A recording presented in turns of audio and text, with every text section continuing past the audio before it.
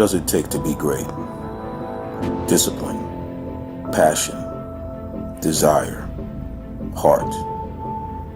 From Little League football to high school, college, pro, there was always a burning desire to be the best. Greatness is not about words, it's about action. Whatever football field I stepped on, it was all about action. No words, just action. Play the game to the best of my ability. Make those around me better. When I'm in the tunnel, all I'm thinking about is playing, being the best I can be. Heart, leaving it on the field.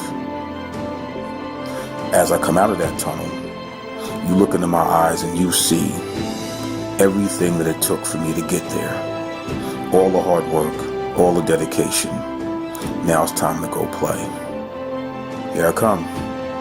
Are you ready? Let's go.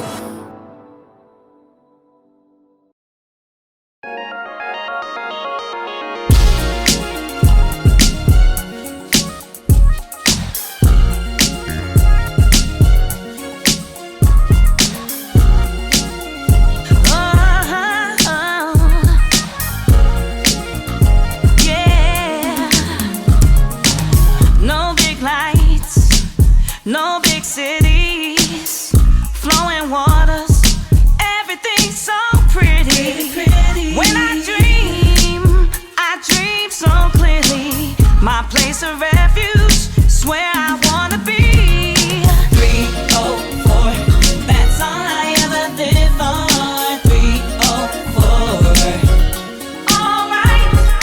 304, that's all I ever did for.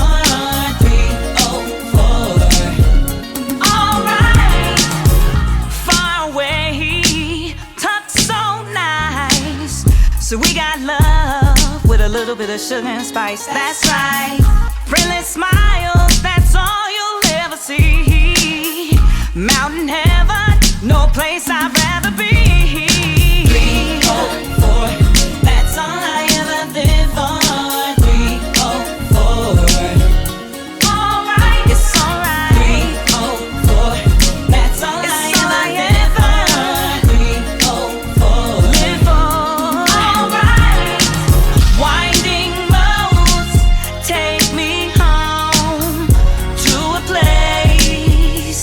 Where's blue and gold, scenic sights, and new sweet honeybees.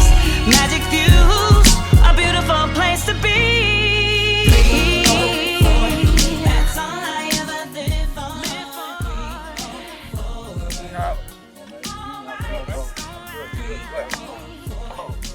What's up? Not much, man. Let's take a seat. Definitely. Let's get into this. Yes.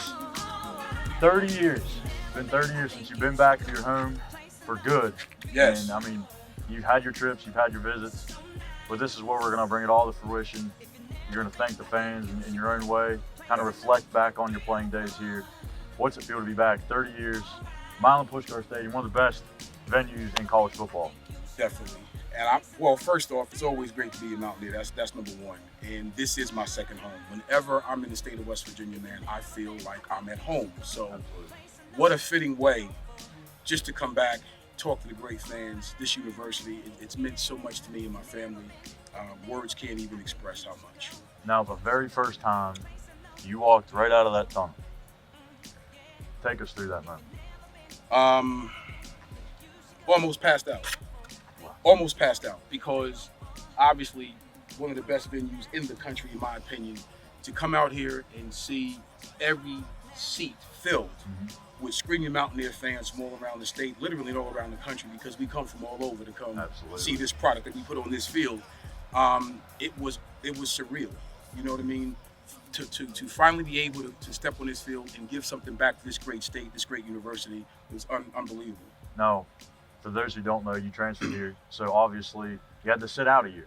That crazy NCAA rule, you have to sit out a year. You're eager, you're anxious. You finally made your claim to fame, and people started to know who you were. Right. With that kickoff return against Maryland, September 19th, 1987. blood was pumping then. Oh, yes, it was. And it was, you know what, it was a great feeling because the week prior to that, we were at Ohio State, 100,000+ fans, national televised game, and I dropped a touchdown pass in the back of the end zone. So that feeling to the next week at Maryland, Make a up for serious game, no doubt about it. The opening kickoff, I take it back 90-some-odd yards for a touchdown. Yeah, I think that more than made up for it. Now, Maryland, obviously, one of West Virginia's rivals. Yeah. Again, you played for Pitt, so you've been on both ends of the backyard brawl. Yes. You played against Virginia Tech. You played against Penn State, against Syracuse. You played against them all. Yeah. Which one did you hate the most? Which one had the most talk back and forth, the trash talk, the most energy around? Just give us the whole details about the rivalries that you played. Well, I tell you this, whatever, obviously, the backyard brawl, that's number one in my mind, right? No doubt. No doubt about it. Virginia Tech, we have Close second. Exactly, a close second. Love-hate relationship with them. Whenever you play and beat Penn State, I don't care if it's in the parking lot. I don't care where it's at. It's a great moment. But Right. that rivalry as well, it's very fitting because I put that up there right along the Pitt rivalry. You understand? And I think it's just because of the history of both programs. Just a real fitting, rivalry. Obviously, Syracuse back then was a serious rivalry. Boston College, believe it or not, did not like us. Yeah, For whatever Boston College reasons, was BC did not like a us. great program And- back in the day. Oh, and they were a really good program, back then. So, all of those games meant something because on our schedule, yeah, you want to win them all, and which we did, but they all mean something. But it brings a little bit different emotion. Each and every one of them brings a little bit different emotion. But Pitt, I rank them, in my humble opinion, Pitt number one as far as the trash talking between the programs.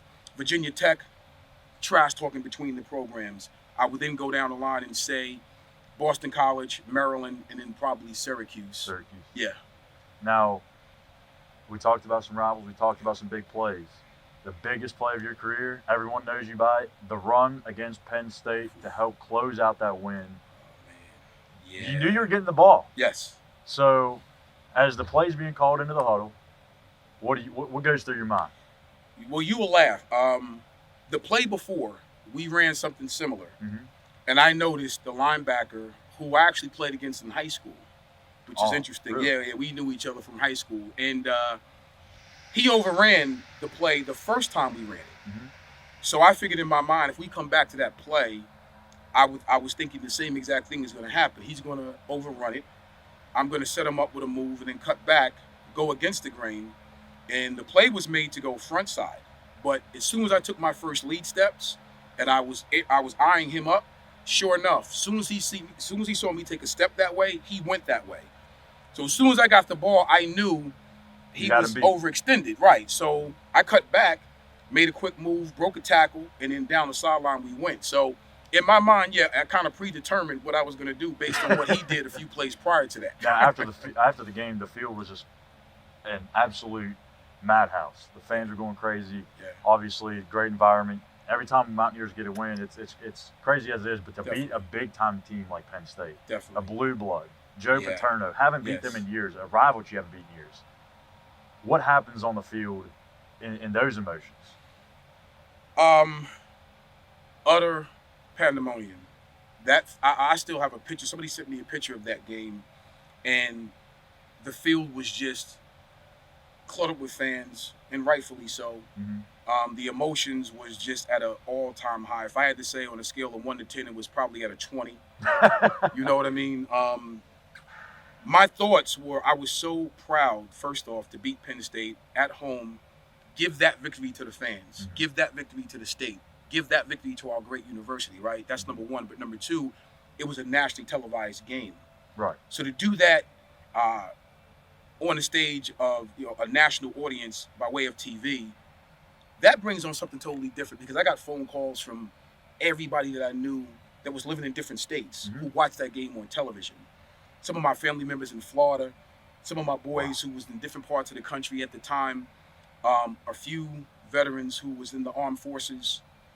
That was such a great feeling, man. And to play well in that game meant so much. But more importantly, just to get the victory for this great state and this university, because now that goes down in the annals of the tradition of what Mountaineer football is all about. You can't take that game out of the archives. That goes down as one of the greatest victories of our especially that university as well. Well, it's a blessing. It's a blessing. Now, once a Mountaineer, always a Mountaineer. It's a slogan said across the state. Yeah. What's your true definition of it? Honor, integrity, character, fight. Never say die, never give up. Complete loyalty, because you're talking about 30 years, right? Yeah. I'm 52 years old, Skylar. A young 52, though. Well, young 52. I always say 52 is the new 42. That's my running joke, right? But these great fans, the state meant so much, and it means so much to me now as it did then, because I don't think people really understand. When I came here under some serious circumstances when I transferred here, with the death of my oldest sister. She had an aneurysm of the brain. She passed at 32 years of age. So when I came to WV, when I transferred here, it was more than just football for me and my family. Right. And this great state took me in like I was one of their own. You understand? Yeah. So that's why it's so special. Every time I come back here, it's not just about football. I really feel like this is my home. And is that when you felt like this place in particular became home to you? When you first transferred here, obviously the death of your sister, which we'll get into a little bit later on, but Sure. Is that the initial feeling when, like, this is my home? No doubt about it. No doubt about it. I mean, and I think the biggest misconception people have, when you're an athlete, sometimes you get so cluttered in thinking about just being an athlete. Right. You're going to be a human being far longer than you're going to be an athlete, right? You need people that's going to reciprocate that. You need a university, a staff, a community that's going to reciprocate that. Yeah. And that's what West Virginia is. That's what Morgantown, that's what this great state is all about. You know, again, we're sitting at the 50-yard line in this great stadium, right? It's 30 years later. Yeah. And You got to still think feel the about love. that. And I still feel the love. And Yeah. I'm so appreciative. I'm so blessed for that. I think, personally, in my opinion, it's a very unique fan base, and I think you can attest to that. No doubt. But going back to that 88 special season, let's go to a little bit beforehand, the preseason. Sure. Nobody was picking West Virginia. Maybe Bino Cook. Bino Yeah. Cook said West Virginia and Notre Dame were going to play national championship, and Yes. look what happened. And he did. Yeah, and we did. He called it. But outside of Bino Cook, nobody had West Virginia on the radar. Right. So as a team, how did you guys kind of deal with that and thinking, okay, we are better. We should get the respect that we deserve? Well, I'm going to tell you, it started with great leadership. Our seniors they were awesome, man. And we kind of knew, maybe the rest of the country didn't know, but we knew because we knew how hard we worked during the offseason. We knew we had something special. Yeah. We had the greatest quarterback of that era in college football, second to none, Major Harris, super number 9, whatever.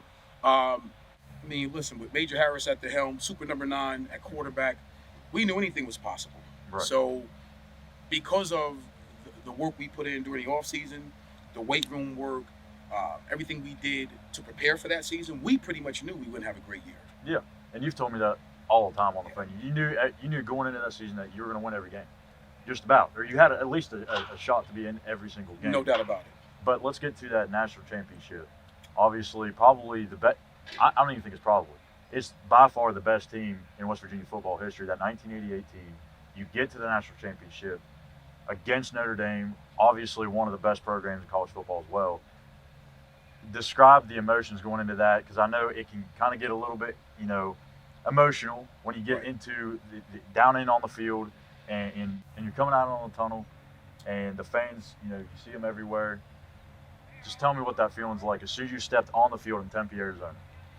Great feeling. You know what? The feeling of accomplishment, because we didn't go to just play for a national championship. We went to win a national championship, and that's a totally different feeling. How sometimes, to me, I always say success is all about the completion of a task. Right. So going 11-0, we completed that task, which made us successful. Now we fought hard enough to get to play in a national championship game. Now you want to win the game. Exactly. So we were real confident coming out of the tunnel that we were going to win this football game. We were going to beat Notre Dame, bring a national championship, well-deserved, to this state, to this university. And we kind of felt there was no answer for Major Harris. They had no answer for number 9. Nobody in the country had an answer for number 9 back then, right? So when he got hurt, it kind of took a little bit of the air out of the balloon, so to speak. We had to change things up a little bit. So, it was a rough feeling because you knew that we missed something with his injury. You know what I'm saying? And I've always said this: had Major Harris not gotten injured, we would have a national championship ring. I mean, I'm proud of it. Believe that? I believe it. Yeah. We played Notre Dame 9 out of 10 times with a healthy Major Harris. We beat them 9 out of 10 times. Wow. Yeah. And I know you've told me 100 times that Major's worth, 21 points himself? Please, at least 21 At points least by 21. himself. Because you're talking about, matter of fact, maybe 21 to 28, because either he was throwing 2 touchdown passes and scoring 2 with his legs, or throwing 3 touchdown passes and scoring 1 with his legs. Right. So you take 21 to 28 points off the board in a game like that, swings the game in a totally different direction. So, to the fans, what's your biggest message that you want to say to them, I guess, as you return back to your home 30 years later? We're going to get to go to the Children's Hospital here in just a minute and get to spend with the nice young folks over there. But what's something that you have to say to the fans that you've been wanting to get out, but this is now your platform to do so? I want to thank the fans of West Virginia from the bottom of my heart. My family would want to thank and would like to thank the fans, this great state, this university, Coach Neal and that staff, everything it means to wear the blue and gold. I don't think people, you can't put it into just a few sentences. This is a special place, and I want the fans, the university, to know how much I appreciate this place. Every time I come back here, it doesn't have to be a red carpet treatment. I'm not about that kind of stuff, but I appreciate the opportunity that I was blessed with. Getting a great education, number one. Being a Mountaineer means more than words can really say, but I'm grateful to God, blessed, humbled to come back 30 years later and still get the treatment as if I graduated yesterday. Yeah. So thank you to the state, thank you to this university, thank you to Morgantown, and all that it means to graduate from this great institution. Now, 30 years ago, you went to the Children's Hospital. Yes. Almost weekly, maybe 2 or 3 times a week sometimes. Yes. We've got a couple patients over there that we're going to go see. So let's go check them out and see how they're doing. And actually, you know what, Eugene, before we head over to the Children's Hospital, how about we do this? We talked about your big play against Penn State. Yep. I actually got a football that we brought.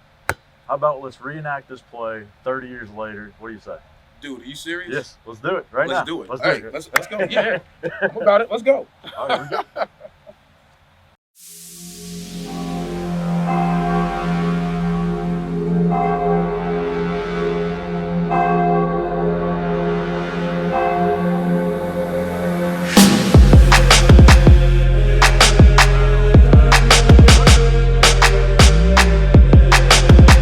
Napoleon makes a nice move at the line of scrimmage. Now he breaks loose. There he is. Hit the pursuit. The 40, the 30, the 20, the 15, the 10, the 5. Touchdown, West Virginia. Napoleon going 68 yards for the touchdown.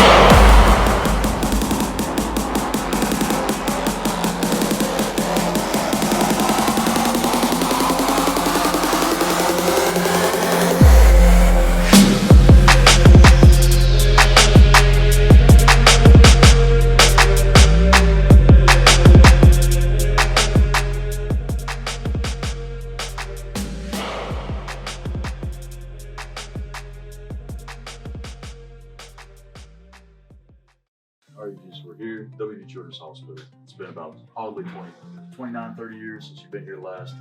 Just talk about that little experience that you had the 3 or 4 years here, coming to meet the kids, interact with them, and it obviously made you appreciate life a lot more. Oh, definitely. Well, it started with my sister. I think I told you, my sister was 9 years old when she passed. She actually saved my life. I was 4. Just looking at her young life and understanding how important it was for her to do what she did for me, giving back was something that was really important. So I spent my sophomore, junior, and senior year here.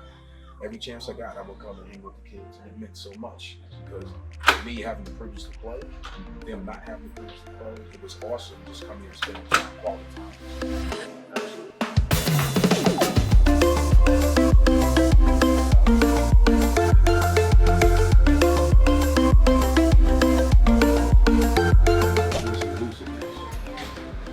Explosiveness. So would you categorize yourself as more explosive or more powerful? Explosive. Oh, that's what I'm talking about. Yeah, That's what I'm talking about. That's your role model right there. I like that. That's I your like role that. model. You like school? Well, it's complicated. Especially I where- know that. where I made it through 6th grade. I'm in 6th grade right now. Okay. Just got a few more years to make it through, and then hopefully go here. Oh wow. Oh, that's awesome. I That's love the awesome. vision. No, and you will. Let me tell you something. I was 7 years old, and I told my mom exactly what I wanted to do with my life. I told her what school what college I wanted to go to, what sport I wanted to play, and you know what? God made that happen. You know, it was a blessing to be able to accomplish those things. So if you put it in your head and you put it out there and you project it out there, it'll happen. It'll happen. So if you want to be a mountaineer, a future mountaineer, I see that happening. Just make sure you break all the little records that I had, and I already know he's gonna break all your records. Oh yeah, there's no doubt about that. We'll be writing about you here in about, what, 10 years? 10 years or so?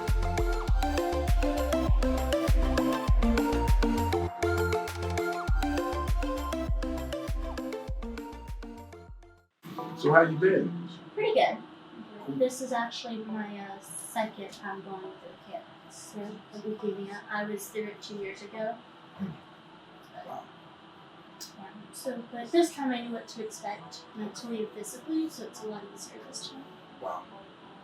You know what? It's interesting because, and these are the things that I think people think about. You never know your path in life. You know, people don't know. But for you to be in this position, and how old are you? If you don't mind me asking, 21? And be as strong as you are, that in itself is a blessing. And it's a testament, I think, to everybody else, because at 21, for you to navigate these waters and walk the different paths that you have to walk in life, that's inspiration. I mean, I know it's inspiration to me. I'm gonna tell you, I was 4 years old and my sister was 9, and she passed away. She saved my life. Yeah, in a house fire. I'm from Jersey City originally.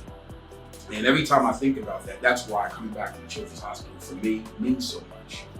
When I was here in the mid-'80s, I spent a lot of time, you know, here in the hospital for my sophomore, junior, and senior year because it meant so much.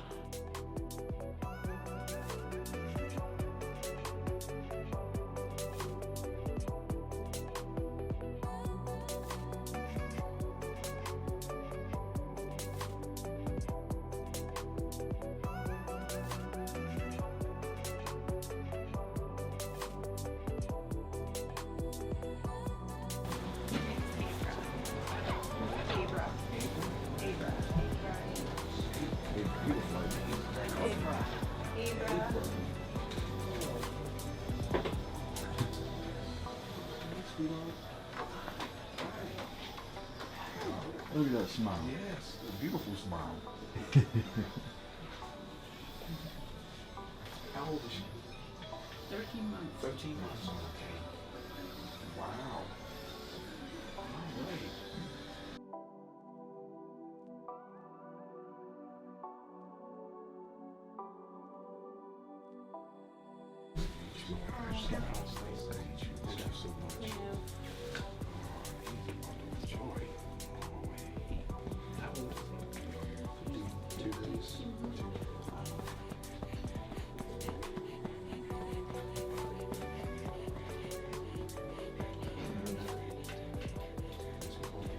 Yeah, so we can take him home. We had 2 open heart surgeries in August.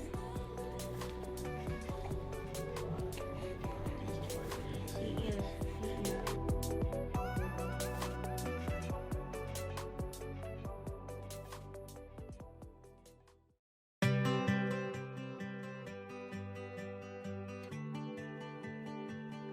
when I think back on my time on campus at WVU, I think about a few of my special places around campus.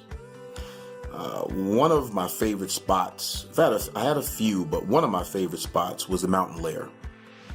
I think like any student and any student athlete, when you go to any college, you're gonna, have a few favorite spots. I know I did, and one of which, like I said, was the Mountain Lair. We call it the Lair. So it's amazing to be standing here and just reminiscing and looking at all these students walking around and enjoying, food and sitting down and socializing, because that's what I used to do. And it was an amazing time. Had a really, really good time here. So to stand here today, like 30 years later, and just reminisce about my time, here on campus and, coming to the Lair and just having a good old time, it's amazing. As much as some things have changed, some things are still the same. Obviously, they built the facilities up as they did in a few places in and around campus. And that's changed, obviously. But what stayed the same is, as you see people, like I said, students just having a good time and eating and enjoying each other's company, taking it down a little bit. And that's what I used to do. We would come from practice or whatever the case may be, would come over here and get a bite to eat and just socialize with friends and just hang out a little bit. And it's good to see that now. It's kind of the same atmosphere when it comes to that. The Lair provides that, which is great. So it's kind of cool to still see that that's still in effect. I'm really, really happy to see that. As much as things change, speaking of, in and around the campus, I look at the football facilities, for instance, and how they built that up. Every time I come back, it's like I see something different. It's amazing to see what they've done with this facility. Unbelievable. The staff and the university, they've done a great job building this facility into a top-notch facility, and not like it wasn't before. I would always say, when I was here, I thought we had a really nice facility. I come back now and I'm looking at everything from the weight room to the dining area, the study hall where the student athletes have to come and study. The weight room is unbelievable. The athletic, where they take care of the athletes as far as the health part of it, that's ridiculous. The treatment facility, that whole area is unbelievable. I mean, it's 100% top notch. I'm kind of jealous because the things that they have in this building, in this particular facility, we did not have, umpteen years ago. So every time I come back, that's my running joke. Like, wow, we had none of this, 20, 30 years ago. So it's good to see, where they've progressed and how they've built this place up. And that kind of goes to show you what happens when you're playing at this level of competition. Just to see, again, when I played, we were independent. Then it went to the Big East. And then from the Big East, now they're in the Big 12. So again, just to sit back and see the transition between, as the years go and how our program has built the great tradition that we have here, to see it go from one place to where it is now, it's amazing. And obviously when you do that, you have to build the facilities right along with that. And WVU has done that. They've done that, and they've done a tremendous job in doing that. Like I said, all across the board. Every single time I come back here, it's like I see something different that they've improved on. I walk around, it's just unbelievable. Almost similar to when I think about it, similar to what they've done again at the Mountain Lair, what they've done at different parts of the campus. It just kind of goes to show you how much is put into West Virginia University. And like any school, you're going to improve your facilities, you're going to improve different parts of campus. as the years go by. And again, it's great to see that we have not changed in that area. We've actually built in that area, you know, which is it's amazing. You know, again, it makes me proud. It really makes me proud. You know, when I sit back and think about, again, where we've come from to where we are now, it's amazing. You know, another spot, you know, from the Lair, right across is, you know, Woodburn Hall, which is another special spot for me on campus. I love Woodburn, you know, because I think about all the other tremendous student athletes that have gone through Woodburn, all the other students who've gone through Woodburn over the years. And it's one of my favorite spots as well. So I'm going to take a little walk across the street, and I'm going to head into Woodburn now and reminisce there as well. You spent a lot of time here at Woodburn Hall, kind of talking about, maybe even expanding on what we were saying about the whole recruiting aspect of things. How do you, as a student athlete, because a lot of people seem to forget that the student part is still there. Right. How do you balance going to school and playing at a major football program? Well, I think it's, when you pick the school, first off, it goes back to what we were talking about before. It's the guy that runs the program. Mm-hmm. Don Nealon and our staff, they didn't play any games when it came to that. They were very serious. Matter of fact, if you didn't go to class, you couldn't practice. Why? I bet you didn't skip no class. Well, I missed a class. Just one. I missed the class, Okay. overslept, and you know, you get a different perspective of how big Mountaineer Field is when you're touching every step. Oh yeah, I'm sure you do. Almost So- heaven's real there. No doubt about it. But they were very serious about being a student athlete, Mm-hmm. and I had a lot of respect for that because as a parent, when my son was being recruited, my wife and I both, we wanted a school that was going to hold true to that because it truly is student athlete, not athlete student. Right. So I love the fact that coming to class, making sure that you were being monitored and checked. Mm-hmm. You know, Coach Nealon did a really good job of that. I mean, you got to remember, West Virginia has, I think it's 25 Rhodes Scholars. Yeah. It's a really good academic institution. So A lot of people don't realize that. they have no idea. Yeah. I did. They just think West Virginia, you know, good with the sports.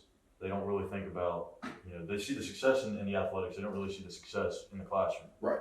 Which the 25 Rhodes Scholars, that's kind of hard to overlook. Listen, I debate this all the time with a good friend of mine, and he's a very bright man. His sons went to some of the most prestigious universities in the country. Yeah. And some of those guys, when you start to talk about academics, 25 Rhodes Scholars is kind of hard to beat. I think that trumps 17, 15, 12, Yeah. just to name a few. You know, Yeah. other schools that had those amount of Rhodes Scholars, 25 is kind of hard to beat. It really is. Now, what did you major in? Communications. Communications. And I can see why.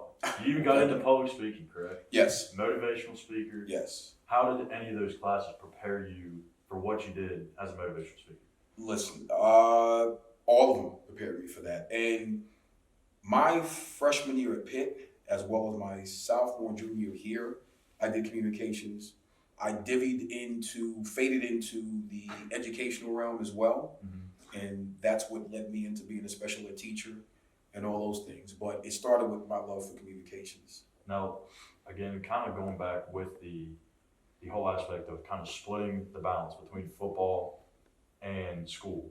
What was the biggest challenge? Was it the test that you had to study for? Was it making sure your homework is done on time and still going to the meetings and everything? What was the biggest issue that you always seemed to have? Or what was the hardest subject or area of, I guess, class-wise that you had?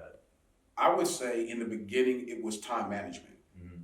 Balancing being a And Division as an I. 18-year-old, What? it's tough. It's tough. Being a Most student 18-year-olds athlete. don't have that. No. Well, especially at this level, because again, being a D1 athlete, you're talking. And let's just be frank about it, right? Yeah. You're talking about schools that are bringing in hundreds of millions of dollars. The conference, Mhm. not necessarily the individual school, but the conference, the overall conference.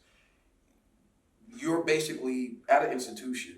They want you to play a sport. Mhm. You have to find the right place that's going to not only micromanage that, but help you balance that. Exactly. Because you come in as a freshman, 17, 18 years old. No, you don't have time management. You know nothing No. about time management. No. Nor do you understand what's required of you, the amount of time that you have to spend on the practice field, Mhm. the amount of time that you have to spend studying your opponent. You know, again, student athlete not only, you know, applies to what you do academically in the building, it also applies to the football field. Right. In most cases, you're asking a 17, 18-year-old to understand what time management is right out of high school. And that typically is not the case. They don't know that. So that's why you have to pick a place where you're going to have a head coach and a staff that's going to help you with that. You know, to teach you that and hold fast and be serious about, if I say you need to, that's why study hall is so important for Exactly. yourself. You know what I mean? You I need mean, that how kind of much time structure. did you actually spend in study hall compared to the meetings? Probably 2 to 1. It was equal, well, not equal, but you had to go to study hall. You couldn't miss study hall. And at one point, you had to get a certain GPA to get out of study hall. Really? Which I personally, I think anything over 2.5, if I can remember correctly, was over 2.5 or something like that before they would say, okay, well, academically, he's strong enough. That you makes know, sense. It's consistent. Yeah. He's fine. I applaud that. I think if that's still what's currently happening today, I applaud that. I think as a parent, I would ask that question because I want my kid to go to school and do just as well in the classroom, if not better, than on the playing field. No, with the weekends. I know a lot of times Morgantown gets crazy, Right. especially during the game week, and you guys really aren't here on Friday, Right. Because you guys travel to the hotel or you're already on the road. Right. So it's more so after the game, Sundays, you guys go out, do your thing, have a good time. What was your, I guess, your calling of a good time? What would you go and do and hang out with? I know you're not much of a partier, so-called, but Right. you still had a good time. Listen, arcades, Mm-hmm. I would spend a lot of my time at the arcades. I mean, I was a big kid. And shout outs to my sis off campus, Connie Grant. I spent a lot of time at her house. For me, it was, after the game, I really needed some downtime, to be honest with you. So I just needed to relax. So I didn't really I don't drink. I don't know what beer tastes like. I never drink, never smoke. So I didn't get into that part of it. Although, again, people didn't realize there's a lot to do in Morgantown. Oh, yeah. They didn't think that it was until you actually came on campus, and you know, it's a beautiful campus. There's a lot to do. So arcades, going to Connie's house quite a bit, hanging out with my friends and playing video games. Right. You know, listening to Major Harris tell jokes that you would probably pay money for. You know what I mean? Like, we had good, clean fun. Wrestling. Exactly.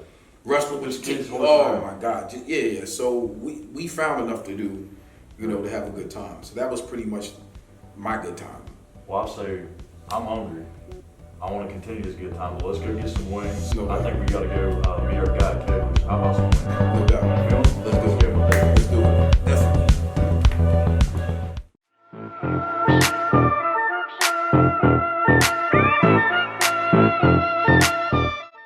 All right, Eugene, so we got ourselves some grub. Finally, after a long day of walking around the campus, Oh yeah. here at Kegler's, one of the best wing places, not only in Morgantown. You say it's the best in the nation, but Definitely. I got to say, it's at least top 3 that I've ever been to.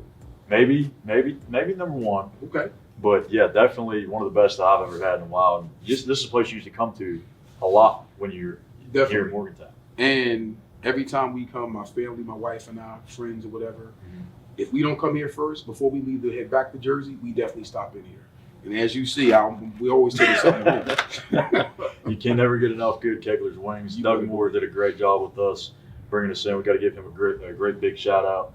He does a lot of good things for the community here in Morgantown, so we definitely got to thank him. Definitely. He does a great job. But we're gonna go check out your jersey, and obviously the jersey deal that you and Coach Nealon did with Major Harris. So we're gonna go check out that at Book Exchange. But where else can you get that jersey at? Well, you know what? When it first came out, I have to say this because it's real important. Chad Rogers. He's in Tays Valley, or I would say Hurricane, West Virginia. Sports fans. When it first came out, he was the first store to actually purchase Wow. my jersey That's awesome. and T-shirt. So you can definitely get it from sports fans, and you can definitely get it at the Book Exchange here on campus. So I got to give, I'm blessed to have both Whenever somebody orders your stuff, they didn't have to. Yeah, He didn't have exactly. to, but he did. And same thing with the book exchange. So I'm really blessed and honored that both of them purchased my t-shirt and jersey, actually. That's awesome. How about let's go take a look at your jersey and see if we can get you one and see how it compared to the old style back in the day. Oh, no doubt. Sound I good? like that. All right, let's Sounds head on great. over there. Let's go.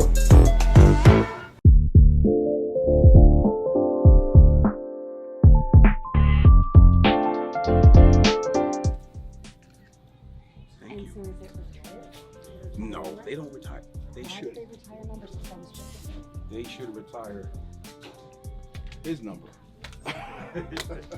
If they retire anybody's number. Major Harris? Exactly. Right. Can you put a picture of the ring? Of course. Matter of fact, put it on his finger. Bleed in blue and gold. Are you ready? Smile. Got it. Thank you got so mine. much. I got mine. Oh, thank you. All right, you got it. Take Thank care. you. Bye, guys. Bye. Nice to meet you. No problem. Thank you. Like a ton. Good. See you again. Skylar Cavalier. Nice to meet you. The Nation. This is the crew here. I know. Do you feel comfortable saying a few words?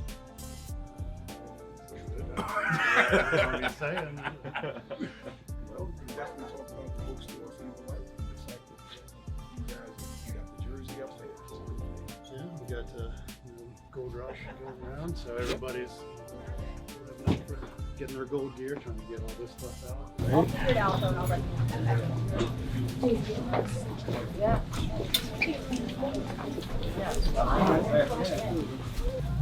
So now that you have your jersey in the store, what does it feel like just to have Napoleon 33 in a store that fans can come and get?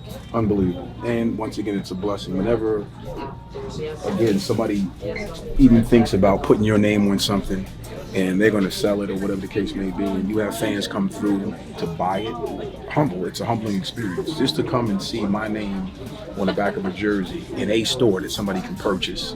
Pretty special. It's really special. But again, you see what's on the sleeves, that's what it's all about.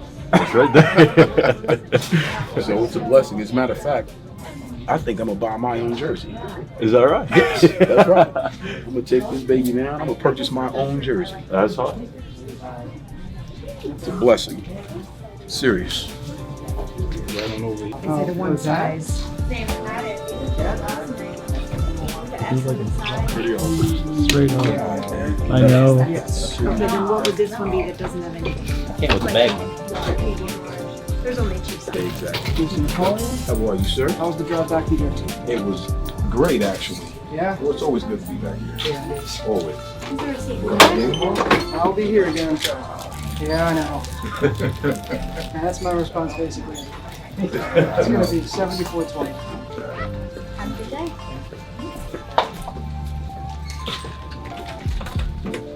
So you'll be at the game? Oh, yeah. Yep. So much, man. No problem. Appreciate you. Go back to that. Yes, please.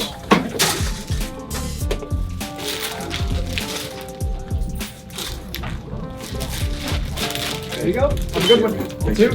All right.